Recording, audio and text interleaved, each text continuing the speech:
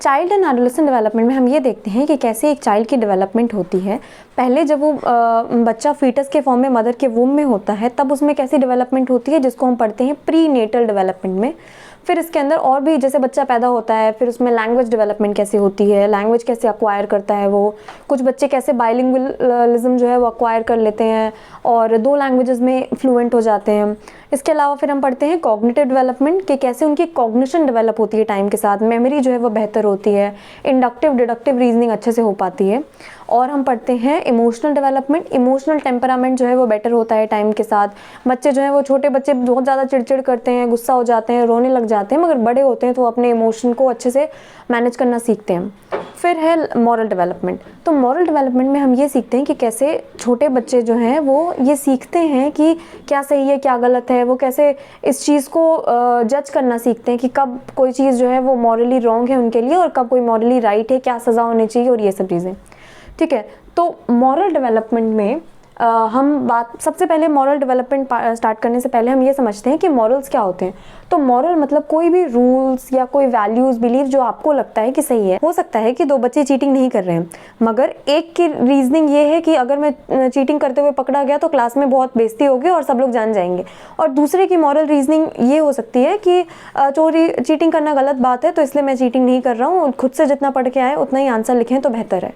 तो ये 2 बच्चे हैं मगर काम वो सेम कर रहे हैं, मगर उसके पीछे की मॉरल रीजनिंग जो है वो अलग अलग है। ठीक है, पार्ट्स ऑफ मोरालिटी समझते हैं। तो पार्ट्स ऑफ मोरालिटी में सबसे पहला है मॉरल थॉट। मॉरल थॉट मतलब कि आपके कोई भी काम करने के पीछे की रीजनिंग क्या है। जैसे आप क्या समझते हैं कि चीटिंग इज़ रॉन्ग, ठीक है। दूसरा है एफेक्ट। एफेक्ट मतलब होता है इमोशन, आप क्या इमोशन फील करते हैं, अगर आप चीटिंग करेंगे तो आपको कैसा फील होगा। अगर कोई इंसान ऐसा सोचता है कि चीटिंग करना गलत बात है तो अगर वो चीटिंग करेगा तो उसे गिल्टी फील होगा, ठीक है। फिर तीसरा है बिहेवियर। बिहेवियर में क्या होता है कि उस जो भी आप चीज़ें सोचते हैं उसके हिसाब से आप एक्शन लेते हैं। तो अगर आप ये सोचते हैं कि चीटिंग करना गलत बात है और चीटिंग करने के बाद आपको गिल्टी फील होगा तो आप चीटिंग नहीं करेंगे। और ये सब करने के बाद जब आप कंसिस्टेंटली इस चीज़ को फॉलो करते हैं तो आपकी एक आइडेंटिटी फॉर्म होती है। जैसे अगर मैं ये सोचती हूँ कि चीटिंग करना गलत बात है, अगर मैं करूँगी तो मुझे गिल्टी फील होगा और मैं नहीं करूँगी, और मैं बहुत टाइम मतलब कंसिस्टेंटली नहीं करती हूँ चीटिंग, तो मैं एक आइडेंटिटी फॉर्म करूँगी कि मैं एक चीटर नहीं हूँ, I am not a cheater. ठीक है, तो ये हो गए पार्ट्स ऑफ मोरालिटी। तो मोरालिटी के 4 पार्ट होते हैं। सबसे पहले रीजनिंग या थॉट, मॉरल थॉट, फिर है आपका मॉरल एफेक्ट, बिहेवियर, और लास्ट में आपकी आइडेंटिटी। फिर हम बात करते हैं मॉरल डिलेमास के बारे में।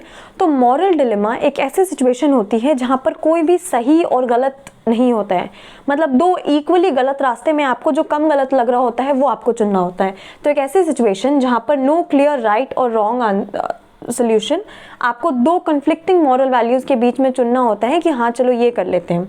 इसमें 2 फेमस मॉरल डिलेमास हैं, पहला है हाइंस डिलेमा और दूसरा है ट्रॉली प्रॉब्लम। दोनों समझते हैं। हाइंस डिलेमा में क्या है, हाइंस डिलेमा में सिचुएशन समझते हैं। सबसे पहले हाइंस नाम का एक इंसान है जो यूरोप में रहता है और उसकी वाइफ जो है वो बहुत सिक है, मतलब इतनी सिक है कि वो नियर डेथ है। तो फिर उन्हें एक दवाई मिलती है, जो एक फार्मासिस्ट के पास एक दवाई होती है और वो दवाई जो है वो कॉस्ट करती है 2000 यूरो।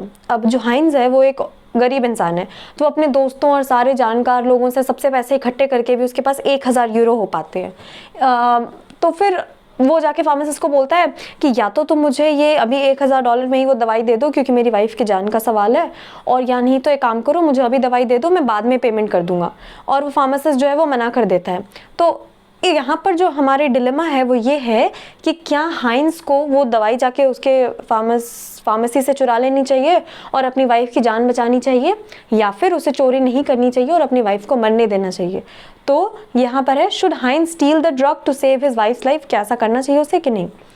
ये है हमारे डिलेमा। दूसरा, यहाँ पर हम 2 मॉरल डिलेमास के बारे में बात कर रहे हैं। तो दूसरा मॉरल डिलेमा है ट्रॉली प्रॉब्लम। ट्रॉली प्रॉब्लम में क्या है कि एक ट्रॉली कार है जो एक ट्रैक पर बहुत तेज़ी से जा रही है, ठीक है।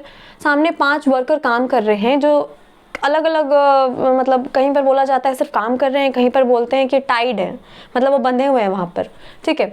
तो यहाँ 5 वर्कर हैं और एक दूसरे रास्ते पर एक वर्कर काम कर रहा है, ठीक है। गाड़ी में हमारे पास एक लिवर है, अगर हम लिवर प्रेस करेंगे तो गाड़ी का ट्रैक चेंज हो जाएगा और वो जाके इसे मार देगी, और अगर हम कुछ नहीं करेंगे तो गाड़ी अपनी ट्रैक पर चलती जाएगी और ये 5 लोग मर जाएंगे। तो यहाँ पर डिलेमा ये है कि हमें क्या करना चाहिए, गाड़ी को सीधे चलने देना चाहिए। डिलेमा ये है कि क्या आपको लिवर पुल करना चाहिए कि नहीं। अगर लिवर पुल करेंगे तो एक ही इंसान मरेगा, और अगर नहीं करेंगे तो ये 5 लोग मरेंगे। तो ये हैं 2 फेमस मॉरल डिलेमास, और भी बहुत सारे हैं और इनके भी अलग अलग वेरिएंट्स हैं। तो हमें समझ आ गया कि डिलेमास कौन कौन से हैं। एक है हाइंस डिलेमा और एक है ट्रॉली प्रॉब्लम। ठीक है, हाइंस डिलेमा में प्रॉब्लम ये है कि क्या उसे ड्रग चुराना चाहिए या फिर अपनी वाइफ को मरने देना चाहिए। और जो ट्रॉली प्रॉब्लम है उसमें हम बात करते हैं कि क्या हमें लिवर पुल करके दूसरे ट्रैक पर जाके उस एक वर्कर को मारना चाहिए या फिर उसी ट्रैक पर रहने देना चाहिए और 5 वर्कर्स उससे मर जाएंगे। इसके बाद हम बात करते हैं मॉरल रीजनिंग स्टाइल्स के बारे में, जो कहता है कि ये करना चाहिए क्योंकि इसके पीछे की ये वजह है। तो मॉरल रीजनिंग स्टाइल बहुत तरीके की हैं, जिसमें से हम 2 की बात कर रहे हैं। पहला है डियोंटोलॉजिकल मॉरल रीजनिंग, जो ड्यूटी बेस्ड होती है, जो कहती है जो सही है वो सही है, जो गलत है वो गलत है, नो मैटर दी कॉन्सिक्वेंस। और दूसरा है कॉन्सिक्वेंशनिस्ट या फिर यूटिलिटेरियन मॉरल रीजनिंग स्टाइल, जो कहता है कि आउटकम बेस्ड है आपका जो एक्शन है, अगर एक के बदले 5 लोगों की जान बच रही है तो वो ज़्यादा बेहतर है, क्योंकि ज़्यादा आउटकम जो है वो अच्छा है, मतलब कि ज़्यादा लोगों का प्रॉफिट हो रहा है। राइट एक्शन वो है जिसमें बेस्ट ओवरऑल रिजल्ट हो रहा है। इसको बोलते हैं greatest good for the greatest number, है ना। ये भी लिख देती हूँ। ठीक है, तो हाइंस डिलेमा में डियोंटोलॉजिकल रीजनिंग ये कहती है कि नहीं, आपको चोरी नहीं करनी चाहिए क्योंकि चोरी करना गलत काम है।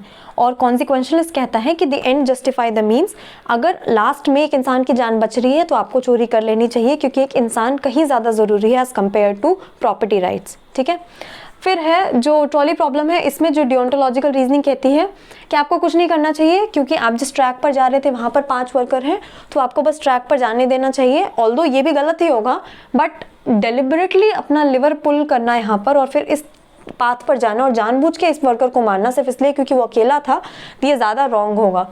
फिर ये कह रहा है कि some actions are inherently wrong regardless of outcome, तो ये वैसे भी गलत होगा अगर आप इस पाथ पर जाके इनको मारेंगे, बट अगर आप पाथ चेंज करके जा रहे हैं तो वो ज़्यादा गलत होगा। और कॉन्सिक्वेंशलिस्ट फिर से वही कहता है कि 1 और 5 में 5 लोगों की जीवन जो है वो ज़्यादा ज़रूरी है एज़ कम्पेयर टू एक इंसान का जीवन। ठीक है, तो वो कह रहे हैं कि अगर एक के मर जाने से 5 लोगों का जीवन बच जाता है तो बहुत अच्छा होगा, क्योंकि नेट लाइफ जो है वो आपकी मैक्सिमाइज हो रही है। तो ये कहेंगे कि आपको लिवर पुल करना चाहिए और इस पाथ पर जाना चाहिए और उसको किल कर देना चाहिए ताकि 5 लोगों का जीवन जो है वो बच जाए। ठीक है, तो ये हो गए 2 तरीके के मॉरल रीजनिंग स्टाइल्स। अब हम समझते हैं सबसे पहले जॉन पियाजे एक स्विस साइकोलॉजिस्ट थे, जिन्हें हम फादर ऑफ चाइल्ड डेवलपमेंट भी बोलते हैं, क्योंकि ये पहले साइकोलॉजिस्ट थे जिन्होंने सिस्टमैटिकली चाइल्ड डेवलपमेंट को पढ़ना शुरू किया था। तो पियाजे ने थ्योरी दी थी मॉरल डेवलपमेंट की, जिसमें वो बताते हैं कि जब बच्चा छोटा होता है तो वो रूल्स को ब्लाइंडली फॉलो करता है, और जैसे जैसे हम बड़े होते हैं वैसे वैसे हम ये चीज़ समझते हैं कि ये जो रूल्स हैं ये हमने ही बनाए हैं, लोगों ने बनाए हैं, और हम म्यूचुअल डिस्कशन से इसको चेंज कर सकते हैं। ठीक है, अब पियाजे ने मॉरल डेवलपमेंट के 2 स्टेजेस के बारे में बात करी है, हेट्रोनोमस मोरालिटी और ऑटोनोमस मोरालिटी। हेट्रोनोमस मोरालिटी जो है, जब बच्चा 5 से 10 साल का होता है तो उसके बीच में इसकी ऐसी थिंकिंग होती है, और जब बच्चा लेस देन 5 ईयर होता है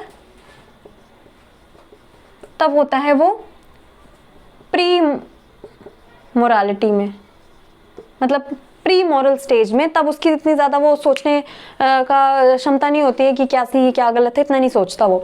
जब बच्चा 5 से 10 साल के बीच में होता है तब वो उसकी थिंकिंग होती है हेट्रोनोमस मोरालिटी की, जिसमें उसको ऐसा लगता है कि रूल्स फिक्स्ड होते हैं जो कि अथॉरिटी द्वारा बताए गए हैं। जैसे टीचर्स ने बोल दिया कि क्लास में सोना नहीं है, या फिर मे आई कम इन बोल के एंटर करना है, अगर वो नहीं बोला तो फिर वो गलत काम हो जाएगा, फिर वो उसमें डांट पड़ेगी। तो अगर आपने जो चीज़ बोली गई है अगर वो नहीं किया, उसको रूल तोड़े, तो अगर आपने रूल तोड़ा तो आपको ऑटोमेटिकली पनिशमेंट मिलेगी। नो मैटर आपने क्या सोच के तोड़ा, आपने नहीं सोचा या कुछ भी, आपको पनिशमेंट मिलेगी सिर्फ इसलिए क्योंकि आपने रूल तोड़ा है। तो वो लोगों को भी जज करते हैं by consequence and not intention. Heteronomous morality में जो बच्चे हैं वो जनरली आपके 5 से 10 साल की उम्र में उनकी थिंकिंग ऐसी होती है। और इसमें हम एग्जाम्पल देखते हैं। मान लेते हैं एक बच्चा जो है वो किचन में हेल्प कर रहा है और उसने गलती से 10 कप तोड़ दिए, और एक बच्चा किचन में कुछ चॉकलेट चुराने गया और उसने जाके गलती से 1 कप तोड़ दिया। तो तो इनके हिसाब से जिसने 10 कप तोड़े हैं उसकी ज़्यादा गलती है, उसको पनिशमेंट मिलनी चाहिए। क्यों? क्योंकि उसने ज़्यादा कप तोड़े हैं। नो मैटर उसका इंटेंशन क्या था, हम उसमें सिर्फ फोकस करते हैं बच्चे इसमें कॉन्सिक्वेंस क्या था, ना कि इंटेंशन क्या था। ठीक है, अगला है ऑटोनोमस मोरालिटी। तो ऑटोनोमस मोरालिटी जो है वो 10 साल से जब बच्चे बड़े होने लगते हैं तब उनकी थिंकिंग ऐसी होती है। वहाँ पर उनको लगता है कि रूल जो है वो लोगों ने बनाए हैं और उसको रूल्स को चेंज भी करा जा सकता है। और यहाँ पर सिर्फ आप कॉन्सिक्वेंस के हिसाब से एक्शन को जज नहीं कर रहे हैं बल्कि इंटेंशन भी देख रहे हैं, है ना। तो यहाँ पर ये फेयरनेस, इक्वालिटी और म्यूचुअल रिस्पेक्ट जैसी चीज़ों को समझते हैं तो उनको ये समझ आता है कि इस बच्चे का, दूसरे बच्चे ने, इंटेंशन तो उसका चोरी का था ना, भले उसने 1 कप तोड़ा या 10 कप तोड़े हों, तो इंटेंशन से वो मेजर करते हैं कि कोई चीज़ सही है या गलत है। तो ये होता है जब बच्चे 10 साल की उम्र में होते हैं, इसको हम बोलते हैं मॉरल रिलेटिविज्म। और हेटेरोनोमस मोरालिटी में मॉरल रियलिज्म, जहाँ पर उनको लगता है जस्टिस वही है, जहाँ पर ओबीडियंस है, जहाँ पर आप बात मान रहे हैं, सही काम वही है। ठीक है, तो ऑटोनोमस मोरालिटी का एक और एग्जांपल हो सकता है कि अगर एक बच्चा जो है गमला तोड़ देता है एक बिल्ली को बचाने के लिए, तो वहाँ पर कोई बात नहीं, अच्छा बच्चा है वो, क्योंकि उसका इंटेंशन तो अच्छा ही था ना। तो यहाँ पर ठीक है, तो पियाजे की थ्योरी में 2 स्टेजेस की बात करी गई है, हेटेरोनोमस मोरालिटी और ऑटोनोमस मोरालिटी, 2 स्टेजेस है बस।